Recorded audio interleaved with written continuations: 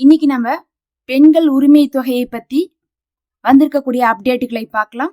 நிறைய பேருக்கு பாத்தீங்கன்னா இப்போது முகாம்ல அப்ளை பண்ணி காசு வர ஆரம்பிச்சிருச்சு. ஆரம்பமாவே நமக்கு ஒரு 2 வருஷமாகவே நிறைய பேருக்கு வந்துட்டு இருக்கு. அதுல மிஸ் ஆனவங்களுக்கு எல்லாம் முகாம் நடத்தினாங்க. அதுல போய் என்ன பண்ணாங்க, ஃபார்ம் எல்லாம் அப்ளை பண்ணாங்க. அவங்களுக்கு டிசம்பர் கடைசியில வரும்னு சொல்லியிருந்தாங்க. கடைசியில வரும்னு சொல்லியிருந்தனால இப்ப பார்க்கும்போது பாத்தீங்கன்னா அவங்களுக்கு எல்லாத்துக்குமே வர ஆரம்பிச்சிருச்சு. அதுல சிலருக்கு மிஸ் ஆயிருக்கு. அதாவது நான் கொடுத்துருக்கேன் ஆனா எனக்கு மிஸ் ஆயிருக்கேன்னு சொல்றவங்க மேல்முறையீடு பண்ணி பாருங்க. மேல்முறையீடுனா மறுபடியும் அதை என்ன பண்ணுவாங்க, கன்சிடர் பண்ணுவாங்க. ஏன் அதை கண்டுக்கல அப்படின்னு சொல்லிட்டு நம்ம கேட்கற மாதிரி. அப்ப நான் எலிஜிபிளா தான் இருக்கிறேன், அதை என்ன பண்ணுங்க, மறுபரிசீலனை பண்ணுங்கன்னு சொல்லிட்டு நீங்க மேல்முறையீடு பண்ணுங்க. இந்த மேல்முறையீடு யாரெல்லாம் 2வது தடவை அப்ளை பண்ணாங்களோ அவங்க மட்டும் தான் பண்ண முடியும். இதுவரை நான் அப்ளையே பண்ணல. இப்ப நான் என்ன பண்றதுன்னு கேட்டீங்கன்னா, இப்ப எதுவும் முகாம் வரல. முகாம் வந்ததுக்கு பிறகுதான் இணைக்க முடியும். கண்டிப்பா அந்த மாதிரி முகாம்கள் கொண்டு வருவாங்க. ஏன்னா பாத்தீங்கன்னா இந்த வருஷம் 2 தடவை அந்த மாதிரி முகாம்கள் நிறைய பேர் இணைந்திருக்காங்க. அப்படிங்கறதுனால விடுபட்டவங்களை எல்லாம் கொண்டு வந்துருவாங்க. அதிகமாக எல்லா பெண்களுக்குமே பாத்தீங்கன்னா தொகை வர மாதிரிதான் ஏற்பாடு பண்ணிருக்காங்கன்னு சொல்லணும்.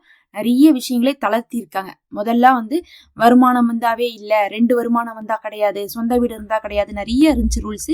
இப்ப 2வது தடவை பாத்தீங்கன்னா கொடுக்கும் போதே நிறைய என்ன பண்ணிருக்காங்கன்னா தளர்த்தி இருக்காங்க.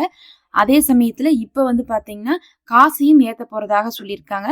யார் சொல்லியிருக்காங்கன்னு பாத்தீங்கன்னா 2 கட்சிகள்ல இருந்து சொல்லியிருக்காங்க. ஒன்னு டிஎம்கேல இருந்து சொல்லியிருக்காங்க. ஏன்னா டிஎம்கே தான் இதை கொண்டு வந்தாங்க, அவங்கதான் இதை அமல்படுத்தினாங்க. அவங்க என்ன சொல்லியிருக்காங்கன்னா, இது மக்களுக்கு, முக்கியமா பெண்களுக்கு நிறைய யூஸ்ஃபுல்லா இருக்கு.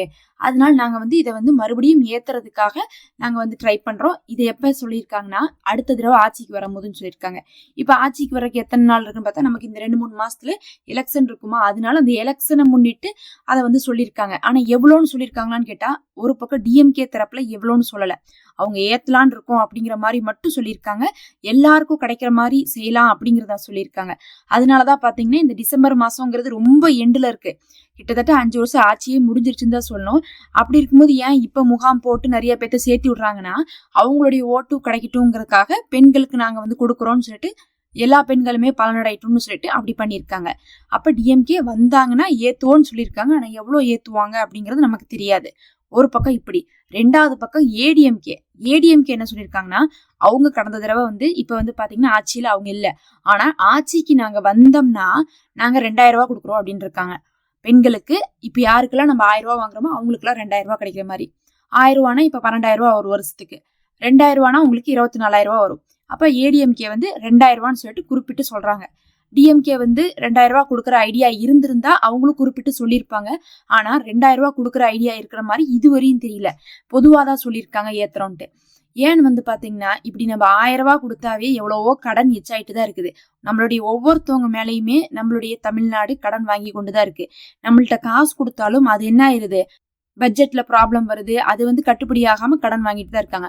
இப்ப 2000 ரூபாய் ஏத்தும் போது இன்னும் கடன் சுமை எச்சாகும் அப்படிங்கக்கூடிய ஒரு சிக்கலும் அதுல இருந்துட்டு இருக்கு. இருந்தாலும் ஏடிஎம்கேக்கு இந்த தடவை தான் நம்ம விடாம ஆட்சியை பிடிச்சாதான் உண்டு, இல்லாட்டினா அது கட்சிக்கே பிரச்சனையா போயிருங்கிறனால அவங்க 2000 சொல்லிட்டு அனௌன்ஸ் பண்ணிருக்காங்க. அவங்க ஆட்சிக்கு வந்தா அடுத்த மாசத்துல இருந்தே 1000 ரூபாய்க்கு பதிலாக 2000 ரூபாய் வரும் அப்படிங்கறதுதான் இப்ப வந்திருக்கக்கூடிய அனௌன்ஸ்மெண்ட்.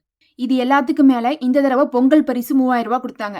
எப்பயுமே பாத்தீங்கன்னா பொங்கல் பரிசு கொடுக்கும்போது என்ன பண்ணுவாங்கன்னா அந்த மாசத்துக்கான பெண்கள் மகளிர் தொகையை நிறுத்திடுவாங்க. இதுதான் போன வருஷத்துக்கு முந்தின வருஷம் பண்ணாங்க. அப்ப 1000 ரூபாய் பொங்கல் பரிசு கொடுத்திருந்தாங்க. அப்ப அந்த 1000 ரூபாய் அந்த மாசம் கொடுக்க வேண்டியதை நிறுத்திட்டாங்க. போன வருஷம் அந்த பொங்கல் பரிசே இல்லாதனால யாருக்கும் சந்தேகம் இல்லை. இந்த மாசம் பாத்தீங்கன்னா 3000 ரூபாய் பொங்கல் பரிசு கொடுத்திருக்கனால எல்லா மகளிருக்குமான அந்த தொகையை நிறுத்திட்டாங்களான்னு கேட்டா கிடையாது. அதையும் இன்னைக்கு போட்டிருக்காங்க. பார்க்கும்போது பொங்கல் பரிசும் அது போக மாசத்துக்கு வரக்கூடிய 1000 ரூபாய் வந்திருக்கு. இதெல்லாம் இல்லாம அது ஏத்த போறதுக்கான அப்டேட்டும் வந்திருக்குது. பொறுத்திருந்து பார்க்கலாம் யார் ஆட்சிக்கு வருவாங்கன்னு சொல்லிட்டு.